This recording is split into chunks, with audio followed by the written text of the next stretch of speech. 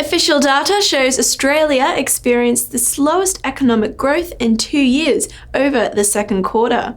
I'm joined today by Cherelle Murphy, co-head of Australian economics at ANZ, to look further at this and more data coming out of Australia. So of course, Cherelle, in GDP growth rate data out today, we saw weakest quarter of growth since March 2013. This comes after warnings last week at the National Reform Summit from leading economists and policymakers that Australia is in danger of sleepwalking into a downturn. Are we seeing the first steps here? Yes, it was a weak quarter, you're correct to say that. It probably, we think, underestimates just a little bit the momentum that's in the economy at the moment, whereas the first quarter of this year probably overstated that a little bit, where we had 0.9% growth. So if you average the two out, the number is probably slightly higher than what we got today. Having said that, it is a slow number, and the economy is fairly... It's not going along particularly strongly at all at the moment. I'd probably call it anemic. So, I guess the question you're asking is, does that continue? Or, does it get worse? There are signs that we should be a bit more hopeful, I guess, about the future, including the stimulus that's coming through the economy from some of the hotspots, like the dwelling construction story, which is quite strong, has been strong, and probably will remain that way, at least sort of into the next 12 months. The services sector is actually doing fairly well.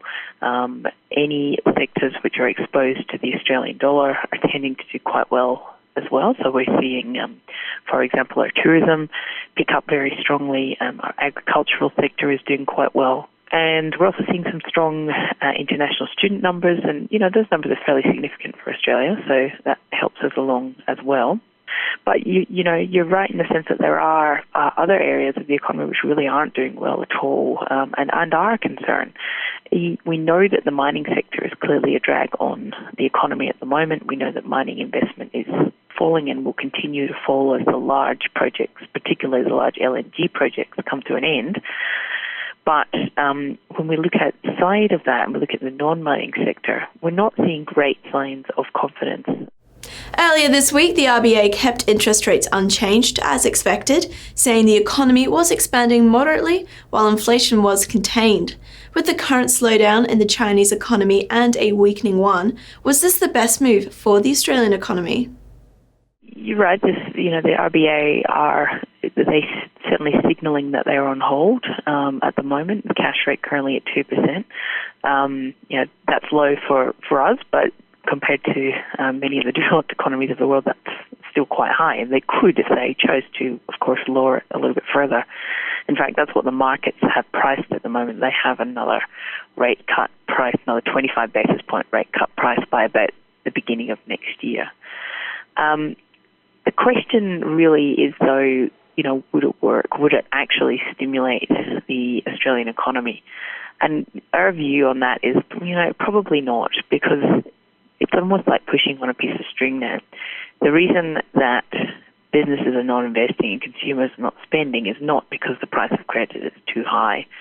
It's really more of a confidence issue. And so monetary policy, I think has limited effectiveness at this point in the cycle and in our particular circumstances.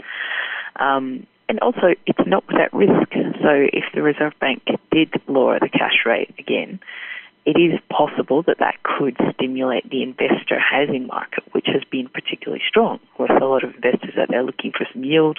That's one of the parts of the Australian economy that they can find it. So lowering the cash rate, making housing finance a bit cheaper, would probably push those housing and investor finance numbers up a bit more.